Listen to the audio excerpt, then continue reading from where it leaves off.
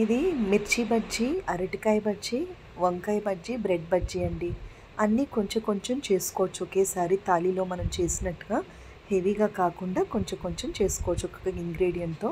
అయితే ఇందులో నేను ఫస్ట్ యూస్ఫుల్ టిప్ ఏంటి అంటే, శనగలు ఎప్పుడైతే మనం దగ్గరుండి పట్టించుకోవడమో, లేదా శనగపిండి మంచి ఆర్గానిక్ క్వాలిటీ మీరు ఒకసారి వాడింది రిపీటెడ్గా అదే కంపెనీ వాడడం వల్ల మనకి ఏమవుతుందంటే శనగపిండి కొంచెం ఇంప్యూర్గా ఉన్న నూనె బాగా పీల్చేస్తుందండి. లేదంటే పిండి నూనెలో వేయగానే విడిపోయినట్టు వస్తుంది. పిండి మనం రెసిపీ చేశాక అంతా రాలి పడిపోయినట్టుగా ఉంటుంది. ఇది ఖచ్చితంగా స్టిక్ అయ్యి సాఫ్ట్గా అండ్ టేస్ట్ అయితే చాలా చాలా టేస్ట్ డిఫరెన్స్ వస్తుందండి. ప్యూరిటీగా ఉన్నదానికి, ఇంప్యూర్గా ఉన్నదానికి. ఎప్పుడైనా మనకి ఏదన్నా తినాలనిపిస్తే కాస్త శనగలు మనం మిక్సీలో కొంచెం లైట్గా ఎయిర్ ఫ్రైయర్లో కానీ ప్యాన్లో కానీ వేపుకొని కూడా ఒక 2 కప్పులు శనగలు మనమే దగ్గరుండి పట్టుకొని మీ టేస్ట్ డిఫరెన్స్ గమనించండి. ఎంత టేస్ట్ డిఫరెన్స్ వస్తుందో. అయితే అందుకని ఫస్ట్ బజ్జీ అనేది మనం రెసిపీ సెలెక్ట్ చేసుకున్నప్పుడు మనము పిండి ప్రాపర్గా ఉందా లేదా చెక్ చేసుకోవాలి. ఇక్కడ ఒక్కటే అండి, వంట అనేది ఒక ఫైన్ ఆర్ట్ అనమాట. మనము ఒక యూస్ఫుల్ టిప్ ఏంటి అంటే, మనం ఇల్లు ఎంత కంఫర్టబుల్గా ఉండాలనుకుంటామో, మన లైఫ్ స్టైల్ ఎంత హ్యాపీగా ఉండాలని ప్రతి ఒక్కళ్ళు కోరుకుంటాం కదా. అలా కోరుకున్నప్పుడే మనం ఆలోచించాల్సింది ఏంటంటే, ఫుడ్లో కూడా అంత డిఫరెన్సియేషన్. కాకపోతే ఒకటి ఏంటంటే దీనికి ఇందులో లగ్జరీ అనేది మనం యూస్ఫుల్ టిప్స్, లాజిక్స్, మన పేషెన్స్, మన ఇష్టం బట్టి అది కంఫర్ట్ ఇస్తుందన్నమాట. ఇది మనీకి ఎక్కడ రిలేటెడ్ కాదు. అందరూ కూడా బాగా వండుకోవచ్చు. చిన్న చిన్న యూస్ఫుల్ టిప్స్ కనుక మనకి తెలిస్తే, ఇప్పుడు రకరకాల కుకింగ్ బ్లాగ్స్లో చాలా రెసిపీస్ వస్తున్నాయి కాబట్టి చిన్న చిన్న టిప్స్ కనుక తెలుసుకుంటే ఎక్కువ ఖర్చు లేకుండా మనకి ఎఫర్డబుల్ ప్రైజెస్లోనే మనం చక్కటి రెసిపీస్ తయారు చేసుకోవచ్చు. మీరు బజ్జీ కనుక గమనిస్తే చూడండి, ఎక్కడా కూడా మాడలేదు.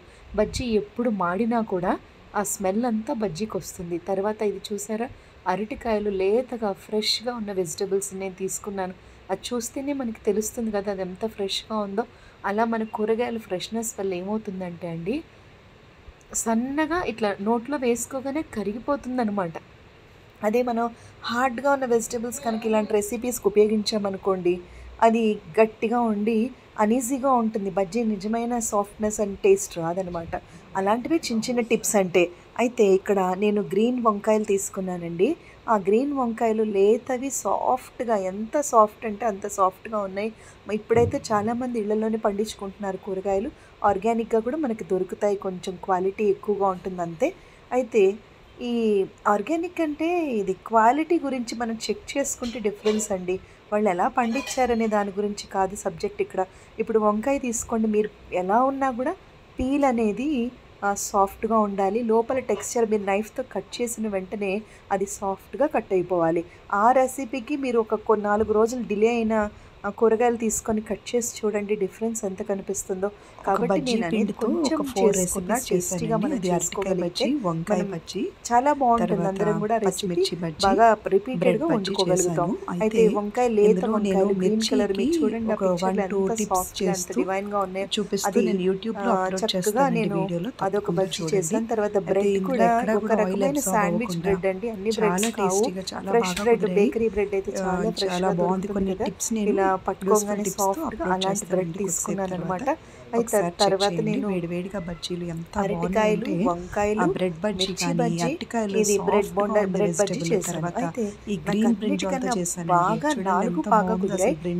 మిర్చి బజ్జీ అయితే ఎంత బాగుందంటే, నేను ఎప్పుడు కూడా లోపల అది కట్ చేసి ఫ్రెష్గా చేయాలా, మిర్చి బజ్జీలో అలా కాకుండా డైరెక్ట్ గా మిర్చి బజ్జీ కూడా తీయకుండా చేశానండి. ఒక మెథడ్ లో చాలా చాలా కూడా బాగుంది. తీయలేదండి. జస్ట్ అలాగే లేతగా ఫ్రెష్గా ఉన్న మిర్చి బజ్జీ తీసుకొని కొంచెం స్టిక్ అవ్వకుండా ఫస్ట్ ఆయిల్లో వేసానండి. ఆ తర్వాత నేను టేస్ట్ చేసి చూశాను. ఎంత బాగుందంటే, ఎందుకు మిర్చి బజ్జీకి ఇంతమంది ఫ్యాన్సా నాకు నిజంగా అర్థమైంది. ఎందుకంటే ఇందులో ఉన్న క్యాప్సైసిన్ అనే కెమికల్ వచ్చి బ్లడ్ గ్లూకోజ్ లెవెల్ని బాగా తగ్గించడమే కాకుండా, ఇందులో ఉన్న క్యాప్సైసిన్ పొటాషియం ఎక్కువగా ఉండటం వల్ల అది మన హార్ట్ బీట్కి చాలా అవసరం అనమాట. అందుకే ప్రతిరోజు ఏదో ఒక రెసిపీ నేను పచ్చిమిర్చిని రెగ్యులర్గా యూస్ చేయమని చెప్తున్నాను. అయితే ఇలా నేను సింగిల్గా గమనించండి. ఇందులో ఒక యూస్ఫుల్ టిప్ ఏంటి అంటే, ఈ శనగపిండిలో నేను పిండి మొత్తం మునగకుండా ఫస్ట్ వేపానండి. మీడియం టెంపరేచర్లో మాత్రమే వేపుకోవాలి. లోగా ఉంటే నూనె గుంజేస్తుంది, హైగా ఉంటే మాడిపోతుంది పైన, లోపల పచ్చిమిర్చి ఉడకదు. అది ప్రాబ్లం కాబట్టి బజ్జీ మిర్చిలో కొంచెం అంటనట్టుగా ఫస్ట్ వేసాను. వేసిన తర్వాత మళ్ళీ రెండోసారి కూడా ఒకసారి ట్రై చేద్దామని వేగిన బజ్జీ మిర్చీలకి మళ్ళీ ఒకసారి స్టఫ్ ఇట్లా బజ్జీ పిండిని అటాచ్ చేసి మళ్ళీ వేశాను. అలా కూడా బాగుంది. ఇలా అయితే ఇంకా బాగుంది. ఎందుకంటే ఇక్కడ మనకి పిండి డామినేషన్ కన్నా కూడా మిర్చి డామినేషన్గా ఉంటేనే చాలా బాగుంటుంది. అయితే రెగ్యులర్గా స్టఫింగ్ చేసి ఆ లోపల స్టఫ్ అంతా పెట్టడానికి కుదరదు కాబట్టి రెగ్యులర్గా తినే అవకాశం ఉండకపోవచ్చు. కానీ అలా కాకుండా ఇలా ట్రై చేద్దామని చేశాను. నిజంగా ఎవరికైనా కనుక ఈ పచ్చిమిర్చి ఫ్లేవర్ కనుక నచ్చితే ఇలా సింపుల్గా చేసేసుకోవచ్చండి. లోపల గింజలు తీయకుండా, స్టఫింగ్ ఏమీ పెట్టకుండా చక్కగా క్యాప్సైసిన్ అది ఆ కెమికల్ మంచిదనమాట హెల్త్కి. అండ్ టేస్ట్ కూడా ఎంత బాగుందో. ఇక్కడ ఒక్క లాజిక్ అండి బజ్జీ మిర్చికి. నేను ఒక కప్పు పిండి అనుకోండి తీసుకోండి బేసన్. ఆ తర్వాత పావు చెంచాలో సగం మాత్రమే మనం బేకింగ్ సోడా వేసుకోవాలి. ఆ తర్వాత ఉప్పు కారం రెండు కూడా పావు చెంచా చొప్పున వేసుకొని పిండిలో కొంచెం కొంచెం వాటర్ వేస్తూ చేత్తో కొద్దిసేపు బీట్ చేయాలి. బీట్ చేస్తేనే అది మనకి చక్కగా ఇలా పొంగినట్టుగా వస్తుంది పిండి. అలా సాఫ్ట్గా కొంచెం మనం హైలో పెట్టేసి మర్చిపోయి మళ్ళీ టక్కానం వేసేసినా కూడా ఇమీడియట్గా నల్లగా మాడిపోతుంది. ఆ మాడు స్మెల్ బాగోదనమాట.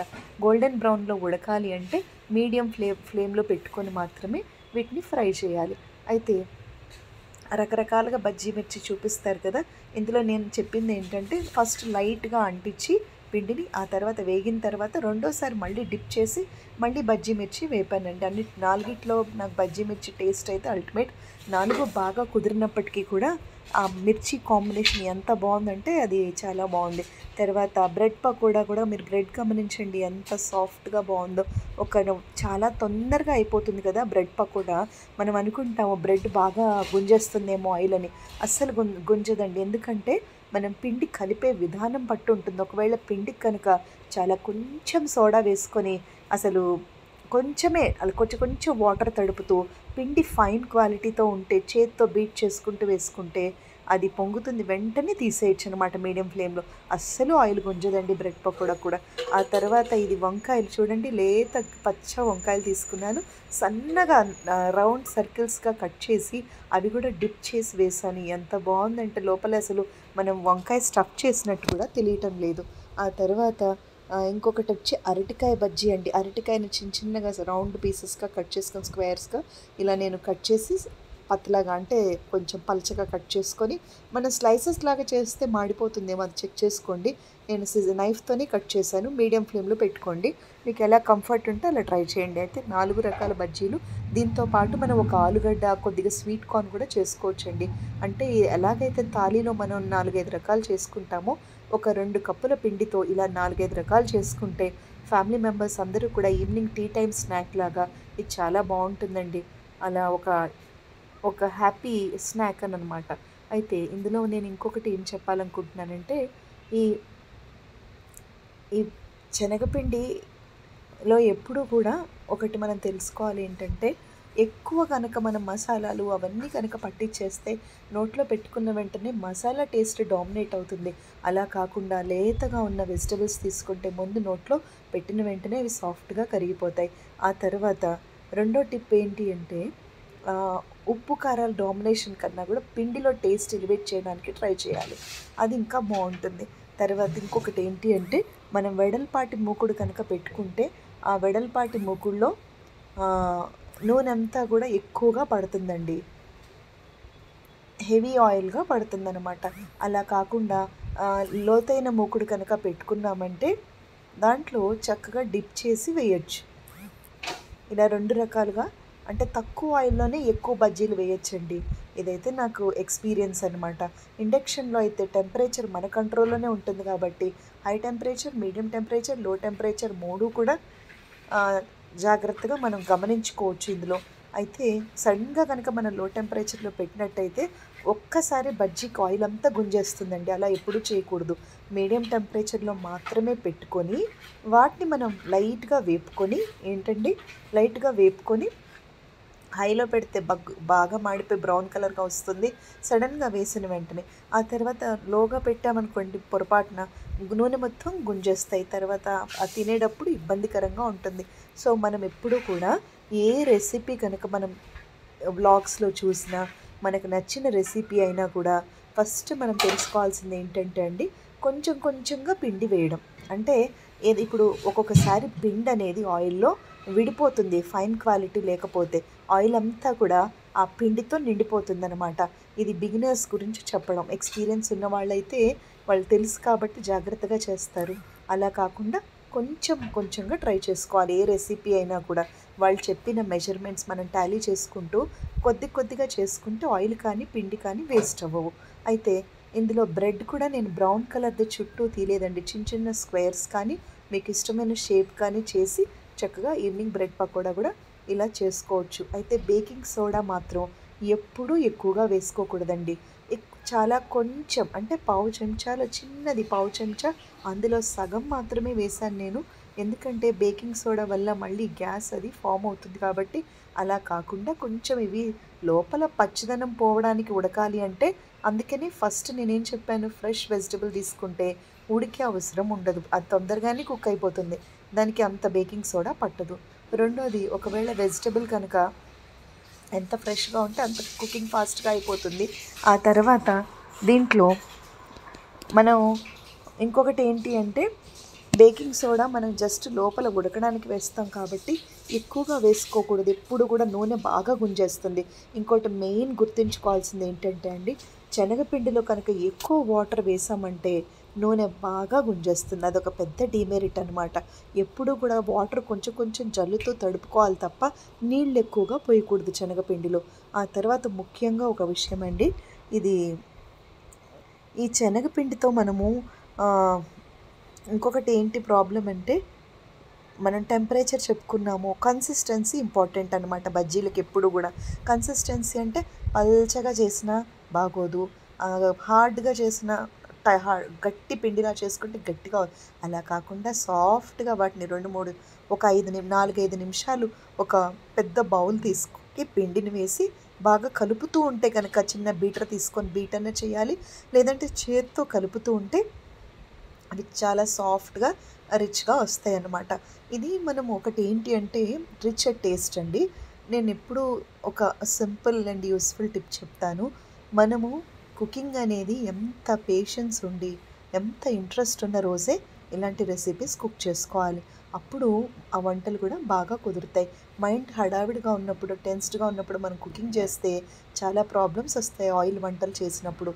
అయితే ముఖ్యంగా ఇక్కడ ఎప్పుడు కూడా ఆయిల్ వంటలు చేసేటప్పుడు ఆయిల్ ఒక్క చుక్క మీద పడినా బర్న్ అవుతుంది, నొప్పి వస్తుంది, పెయిన్ బాగా ఎక్కువగా ఉంటుంది. సో ఆయిల్ వంటలు చేసేటప్పుడు ఒక్క రిక్వెస్ట్ ఏంటంటే అండి, పై వరకు నూనె వేసి అవి డిప్ అవ్వాలని చూడకుండా, ఆయిల్ ఇండక్షన్లో తొందరగా వేడొస్తుంది ఆయిల్ ఐటమ్స్కి కాబట్టి, కొంచెం ఆయిల్లోనే లోతైన మూకుడు అని ఎన్నోసార్లు చెప్తూ ఉంటాను, అందుకనే అది ఫీమేల్ కంఫర్ట్ కోసం లోతైన మూకుడు పెట్టుకుంటే చూడండి యూ షేప్లో కనుక ఉంటే కింద వరకే ఆయిల్ ఉంటుంది, ఆ తర్వాత ఒక్కొక్కటి వేసుకోవచ్చు.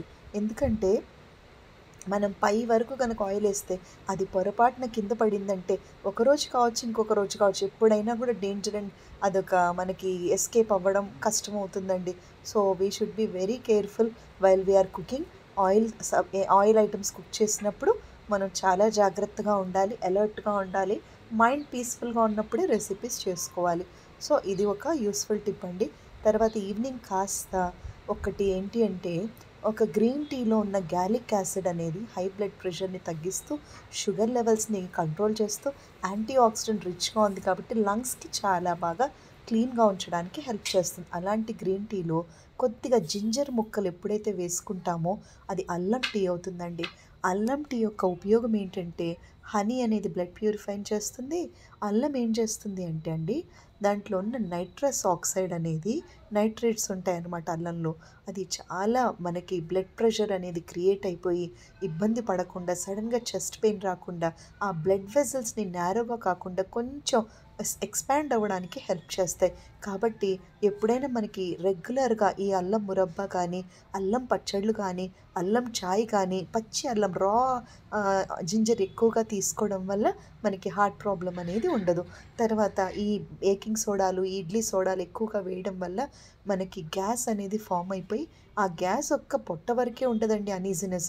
ఆ తర్వాత అది హార్ట్ రీజియన్కి కూడా చేరుతుంది. సో అది ప్రివెంట్ చేయడానికి ఎప్పుడు కూడా సోడా లేకుండా ఫైన్ క్వాలిటీ పిండ్లు, మంచి ఫ్రెష్ వెజిటబుల్స్ తీసుకోగలిగితే మనం అలాంటివి సడన్గా జరిగే ఈ అన్ఎక్స్పెక్టెడ్ ప్రాబ్లమ్స్ నుంచి మనం రక్షించుకోవచ్చు అనమాట, ప్రివెంట్ చేసుకోవచ్చు. థ్యాంక్ యూ సో మచ్ అండి for your all love and grace. 1,84,000 views వచ్చాయి ఒక 3 months లోపలే. Please support me and give your great blessings to move forward. Thank you for your love. Thank you so much.